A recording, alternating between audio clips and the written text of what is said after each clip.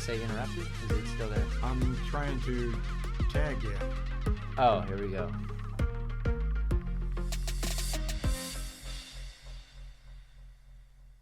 Watch my phone just die in the middle of it. Here, the song's over. Might as well go switch it.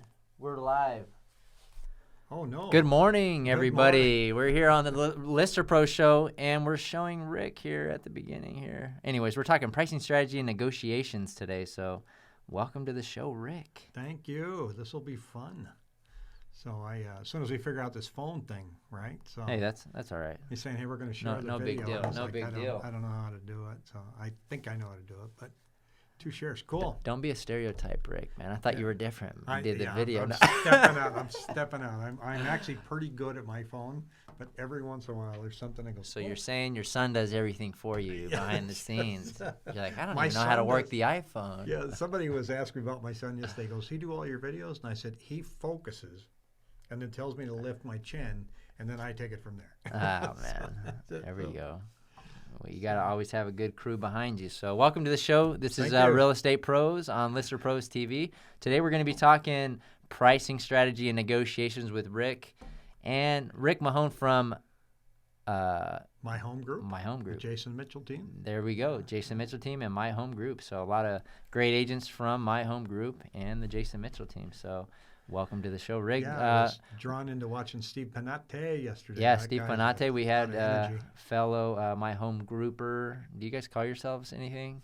Not yet. No, there's no name for people that are at My Home I've Group. been called one of the OGs. The OG. What were you? One of the first 100 agents over there? No. I think I was number 48. Nice. So, Congratulations. You've been there for a while then, huh? A few years. It's yeah.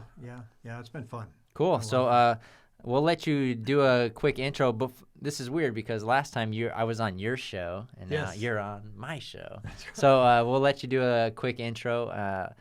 Tell us a little bit about yourself, how long you've been in the real estate industry, and Okay. Well, I consider myself a new rookie, because I think unless you're in this business 10 years, you're just a new rookie.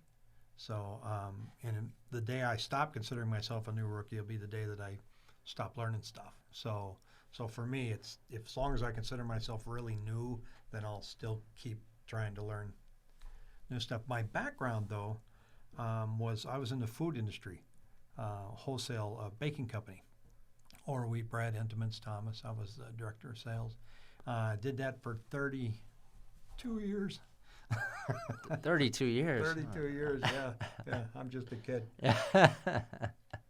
So when I got into, I left that, and when I got into real estate, you take the classes, and the classes teach you how to pass the test. But Right. I had a real strong sales background by, learning by walking around.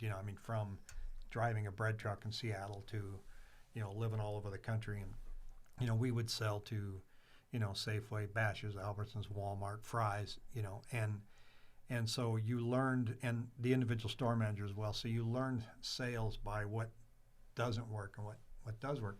So I get into real estate. I didn't see any sales training. Now, I didn't feel like I needed the sales part, but on the industry, I wasn't seeing it. Does that make sense? Right. So before you get, when you're getting your license, all they do is teach you the rules and regulations. They teach you nothing about building a business or how to how to position yourself in the market, stuff like that. Well, and negotiating is, I think there's an image in real estate negotiation that's spurred by these television shows that I don't think is real. Mm-hmm. In other words, you've got these TV shows where people are They got to make them as dramatic as possible. negotiating the price, and their arms are folded. And I see real estate ads where I negotiate, your sales price. You're a tough man. Yeah, and that's, I don't know, to me that's just not negotiation. And I think in our industry, most of the negotiation doesn't occur on the pricing end, especially in a market as hot as this. A lot of people are being outbid.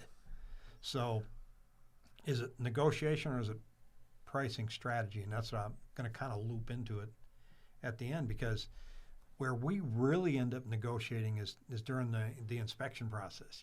Sure. The seller, and they don't blame them. They don't want to fix anything. They fix the the buyer now, they want everything fixed. Right. And so you've got two agents here trying to figure out how to get through that. But in sales and negotiation, there's my dad was a very successful realtor in Port Angeles, Washington. He had the #1 real estate franchise, Coldwell Banker up there. And I believe that, can I take this call? Yeah, go ahead, Rick. No. But he was a barber for 25 years. Oh, wow. Now, I'm convinced that the reason he ended up being such a good realtor and broker was because of what he learned being a barber. And the one thing that you learn being a barber is how to listen. Right. And think about it. When you go in to get a haircut, what's the first question they ask you? What kind of hairstyle do you want? And we're not that good at saying that, right? Right. Well, yeah. I don't know, a little. Yeah. So you don't know really exactly what you want. It's like, oh man, for me, it's like, here's a picture, Yeah, and if you don't hear what the customer wants correctly, you don't get a redo. Right. No. And Dad always said, when you cut hair and then somebody wants it, they like it, but they want it cut a little bit shorter. He says the thing they never understand is, well, that's a whole nother haircut. Right. So, it's a do-over. You're not going to charge them twice. So Dad had to be good at listening to figure out exactly what they wanted. And then when you get into the sales end of negotiation, it's not how much you talk, it's how much you listen. Yeah. Yeah, I mean, it's that in relationship building too, Everybody just doesn't want to know about you. You got to care about people for people that, care about you or be genuine with people. Yeah, and you have to know what, you have to find the need and then fill it. So right. in my industry, which was bread, you had to understand what your competitor was doing and never, ever badmouth your competitor. I don't care what they're, you say things like, and you got to be sincere about it. They're formidable competitors. They're great people. Because the person that's buying their, Safeway buys my competitor's products, am I going to go in and try to make them feel like they made a dumb decision because they accepted their program? No, I just have to say that they're really good. Let me show you also what I have. We don't want to say, well, that other brokerage is terrible. We're all in the same business. They have a client that they want to, get them their house or sell them their house, and I have a client, and the both of us need to work together to get that done. And I ran into a situation a couple weeks ago where during that negotiation part over the repairs, the agent was there and I was there and the inspector, and it's going pretty well. But there was a issue with the HOA fees. They came back higher than what it said in the MLS printout, and it was a 30% difference. And my buyer was out of state. And I just made the comment and said, we've got this difference in the HOA that we need to resolve because, when we put the offer in, we thought the HOA amount was this, and now it's higher. And my client's kind of a little taken back by that. And I was kind of expecting a different answer. And the answer I got was kind of that folded arm thing that says, well, we do have a backup offer, so let me know how she wants to proceed. Now I'm thinking, we've already got a contract. Right. You've already got a client that's happy because you found a buyer. I already have a buyer. Probably the best thing to say is something that shows a little empathy. The difference between empathy and sympathy. Sympathy is, I'm really sorry you went through that. Mm-hmm. Empathy is I understand. I've also heard it referred to, I care, I just don't care that much. Yeah. But I'm looking at it and I'm thinking, the right thing to say, because that's still part of the negotiation, right? The proper thing to have said probably would have been, let me see what I can do to help her or to help you. I mean, you could have walked out of the room and not done a thing, but I think there's a condition out there, and I don't know where the culture's created, but fine. Yeah, I've already got another buyer if it doesn't work out. Hey, it's a hot market, Rick. Yeah. You're gonna have to take it at face value. Yeah, that's right. I'll take it at face value. And then there's that component, like when I managed sales managers, and they're in stores, and a store manager's really mad at them, or I got a buyer that's really mad at one of our guys for a mistake that they made. I think our first impulse when you're being chewed out is to try to win, right? You ever been chewed out? Yeah, sure. From a mistake you made? I mean, how do you react to that? I mean, usually you're not taking too much, you don't get too much out of it when you're getting chewed out. What I found after years of being chewed out was that the best way to approach when somebody's really angry with you is to just nod. The best negotiation point that you can make is to shut up. Mm-hmm. When negotiating, you're not out talking somebody. Shut up. When you're being chewed out, the person that's chewing you out really doesn't want to be that mad that long. So after about 90 seconds, it's over if you don't talk. If you can visually let them see that they've affected you and that you understand, and I don't mean fake it. I mean, if you've made a mistake, if you just, you're right. It's over in 90 seconds. And my experience has shown me that they'll actually circle around and say, I'm really sorry I was chewing you out, but I just really wanted you to understand. It's over, the relationship has started anew, and everything's great, and you can move on. But it's when we fight back. And I think agent to agent, we need to understand that.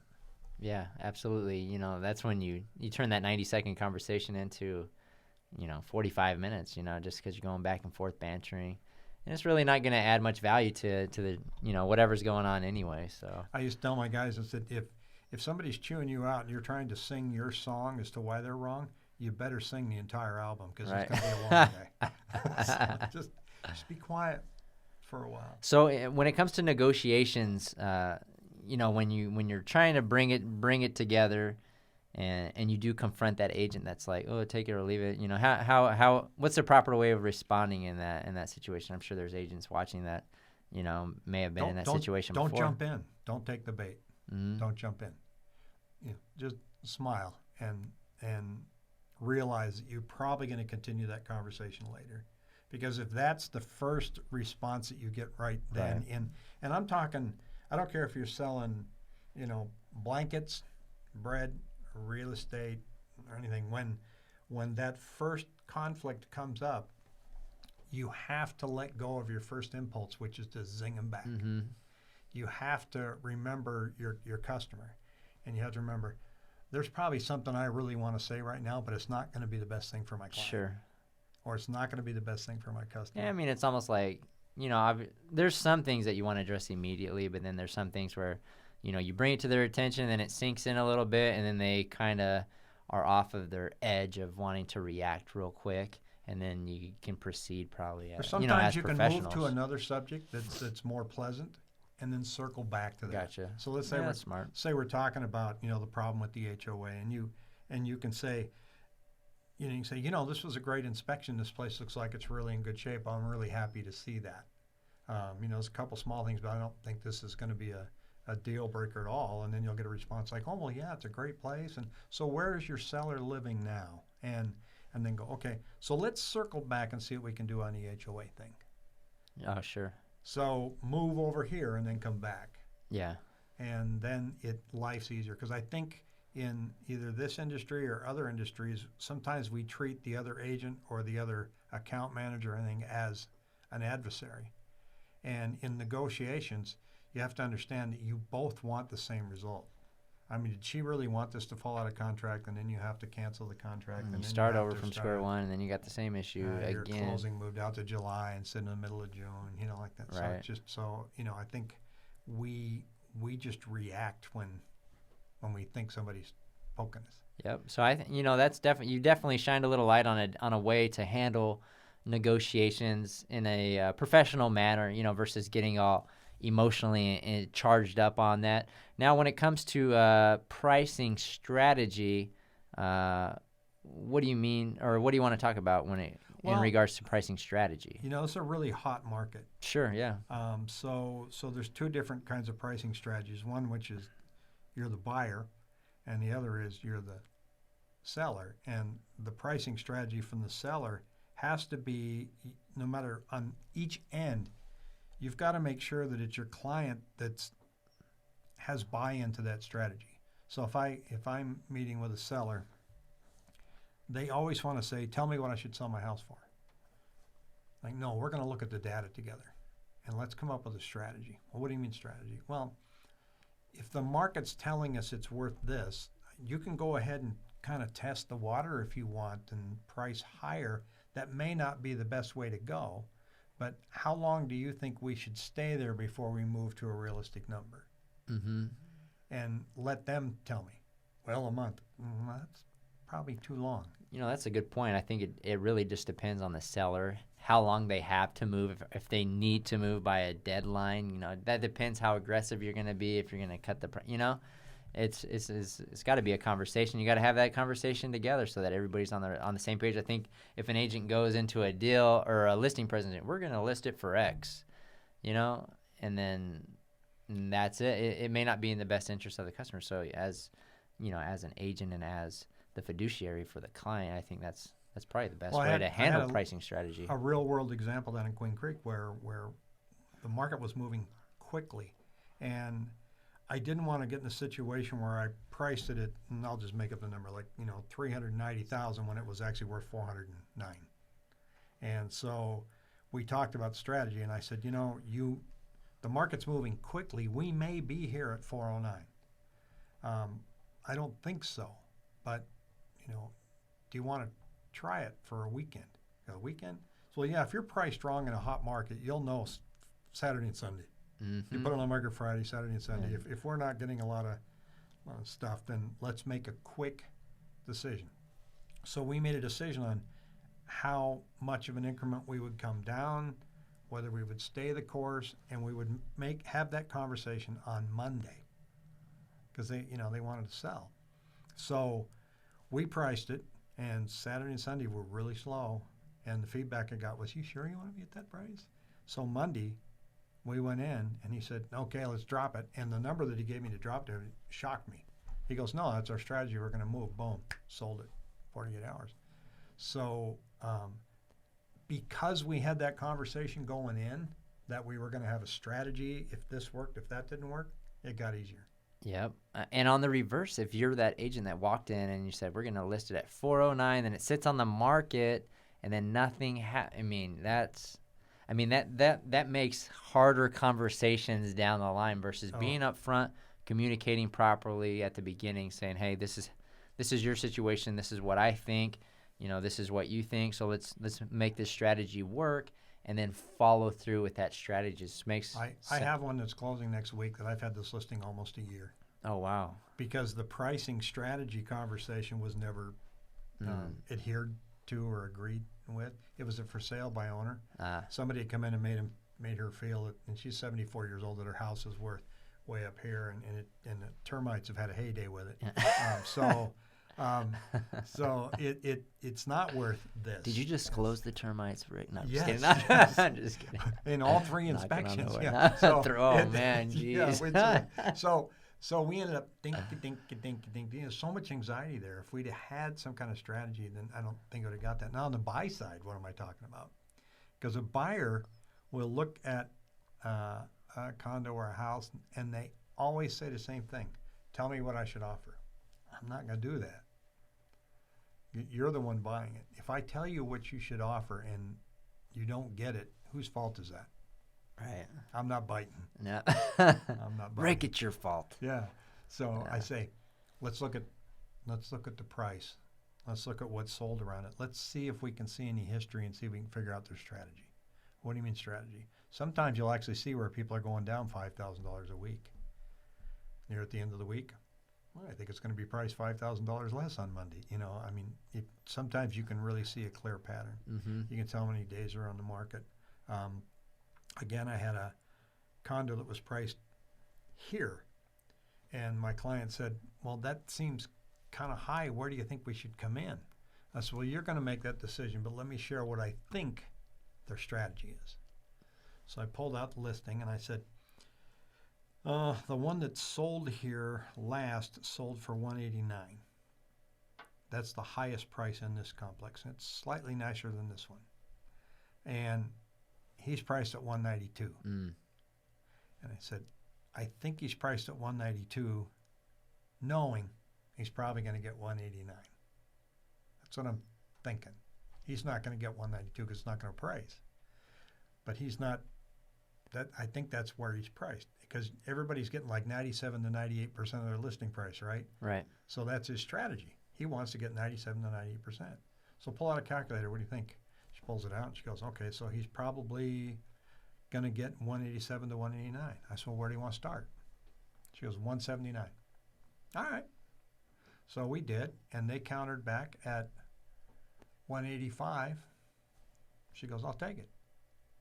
So, because we knew they were going to be in that 185 to 189 Yeah, range. yeah. Look at, now, if you're going into the market, it's really hot, and that's just a small condo. Sure. But if you're in a $200,000 house in Gilbert, your pricing strategy is different now. How many offers do we think we're going to get? How solid is yours? Let's work with your lender. Let's make sure that our offer is not just good on price, but good on terms, and you look solid. That, again, is a strategy. Right. Yeah, because at that $200,000 price point, depending on the area of the valley, those things are just gone within days. Yeah, so you got to know going in. I'm going in, I think I said last time. Know your homework. But at the end of the day, what I'm getting out of this conversation is that you're not making the ultimate decisions. No. It's always the client that's making the decision. We should offer this. But you give them all the tools and you lay out with them. You do your homework. You do the work, this is what is sold. This is what is listed. This is what we can anticipate the market going. You give them everything that they need to make the right decision when it comes to, maybe not the right decision, but they can make their own decision when it comes to what you want to offer or what you want to list your home for. My dad always said, I don't sell houses. And he was right. I didn't quite understand what that meant. He said, but you're a real estate sales guy. He said, well, I don't sell the house. I may open the door, but when I got in the industry, and I was telling this guy from Washington, D.C. a couple weeks ago, I said, I don't sell a house. And he said, he's a lawyer, a really cool guy. And he goes, I always hear sales guys saying that they don't really sell. And I said, well, let me put it this way. I go, if you don't like this place, am I going to sell it to you? Am I going to be that guy on TV that goes, wait, come back, take another look at the bathroom? Yeah. Am I really going to convince you? And he goes, no. I said, okay, then I don't sell it to you. But what I do is I help you, I listen to you. For example, I already know that you would prefer a condo that's on the third floor versus the first floor. I'm already getting a feel for the type of kitchen that you like. I know you don't like popcorn ceilings. And I know that parking's important, and you'd like to have a pool. And we've only seen 3 places. And he goes, oh. I said, so I'm not selling, I'm listening. Now, when we get into the negotiations, I'm going to sell your wishes and wants and desires at that point. That's where sales come in. But I can't go, this is such a cool plastic cup. You should buy it. Right. I'm not doing Yeah, it. I think you could potentially run into legal issues as an agent with, compliance and stuff, but I think that's the right way to go about it, doing what's in the best interest of the customer. So, man, this interview's been insightful regarding pricing strategy and negotiations and kind of the way that you go about doing it, and in a way that would make it a lot easier for real estate. I'm an agent. I've been involved in deals where the negotiations definitely haven't been that way. And even we've had buyers where it's like they want a ridiculous amount of price reduction. So it's at that point it's really hard to have, to negotiate because we feel like it's out of range. But anyways, if people wanted additional information, and anyways, how do people get a hold of you, Rick? Oh, it's easy. Go to rickhelps.com. Rick Helps. How'd you get that domain? That's too easy, man. I saw Rick Hertz. Rick's Rick. gone, but Rick Helps was available. All right, Rick Helps. $9.99 on. No, it was $12.99. All right, $12.99. All right, Rick Helps, and that's perfect. So that's another thing. Have a simple domain name for people. There's so many agents out there that have these really long ones and they can't even remember, or guess what, they change the spelling, and you can't it's so spell hard. my last name. Nobody can spell right. it. I can't even say it. Yeah, well, no, yeah. So and you're forgiven. So guess what my YouTube channel page name is? What is it? Rick Helps. There you go. There we go. YouTube.com/Rick Helps. You can check out his videos. Actually, Rick is a video maker. So before we close this interview, talk to us a little bit about your video, your video strategy. If agents are watching, they want to get into video, maybe a tip or something that what about video? He does some good videos out there. My video advice? Yeah, video advice. Start making really lousy videos today. Terrible ones. Get it out of your system. You should see my first videos. Oh man. Steve Warner, if you're out see there, my first you've drone seen him. video. So, yeah, mine went like Yeah, I have a headache. No, yeah. That's my first drone video. Slow it down, you can see the blades breaking. But, yeah. But no, make lousy videos. Everybody says the same thing. I don't like the way I look on camera. I don't like the way I sound. Well, guess what? That's you. People don't care. People, when you open your own video, you are already conditioned to find something wrong with it. My hair. I was wearing the wrong colored shirt. Because when you open your video, you have a critical eye. When other people open the video, they're just enjoying the heck out of it. Right. And they want you to trip up. So, if you're making a video and you blah, blah, blah, blah, leave it. So, make a video and just be you and have fun with it. And then over time, you're going to figure out what works. The one thing I do know is that people like short videos on Facebook. But you can do longer educational videos on YouTube. I'm taking a really extensive YouTube course right now. I'm having a blast. It's got like 60 modules. I think I'm in module like 35. Oh, wow. And it's all on how to produce them, what to make. And so I'm really going to be changing my YouTube channel. But then my son and I, we take breaks and just do things that are really silly. Like, I bring him in as a resident expert for Cinco de Mayo. Mm-hmm. And I'll say, what is the meaning of Cinco de Mayo? And he'll just look at you and he'll say, well, Cinco is Spanish for 5 and Mayo is Spanish for May. I go, that's all you got? And he goes, yeah. But I get, I have one, I think where I was doing summer in Phoenix, where I'm pouring water on my head inside my car, and I think I have, 2,000 views on that on Facebook. And I like to have fun, and I want that part of it to show, but then I put in the serious things. But I think as agents, if you aren't doing video in 2017, you are going to be in the dust in 2018. People are going to be so far ahead of you. Well, I think that comes back to what you're saying. Like, if you're just do video, look bad, you gotta get those out of your system. So whether you start today in what's today, June 1st, 2017, start today, or if you start in January of 2018, you're going to be even further behind the curve on video. So start today and mess up, look goofy. Maybe you don't want to go live like this yet, so we can really mess up. And, live is great because they can see you screwing up. Man! I did one. I also make fun of my friends too because I was seeing these videos where people put their phone in their car and they give you these inspirational speeches, right? Mm-hmm. Today is all about commitment and everything, and I'm just like, ugh.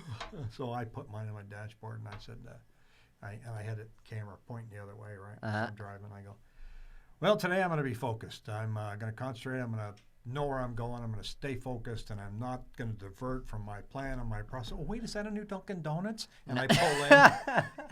The video's over. Like 700 views. Hey, there we go. So be creative, be yourself. I think a lot of people were trying to put, they got like some, not persona or something, a different face. Just be yourself on video. I think people can come to know, like, and trust you as a person. It's just like those wide angle photos on those distorted ones, and then you go to the house and it's not what it looks like in the photos. You want people to come to know, like, and trust you as a person and decide if they want to hire you as, a real estate agent or a business person or whatever. Yeah, I think that's important. If you watch any of my videos and you've gone to YouTube and you've seen me on Facebook and then you meet me, I'm the same guy. Right. So I've got a very serious business side, and then I am off the wall, crazy. So if you want a crazy real estate agent in your corner, go with Rick McHone. No, I'm just kidding. McHone Group. I'm too old to change. So. All right, awesome. Well, this has been fun. Thanks for joining us on this episode of Real Estate Pros on Lister Pros TV, and we will see you guys on the next episode. Yeah. RickHelps.com.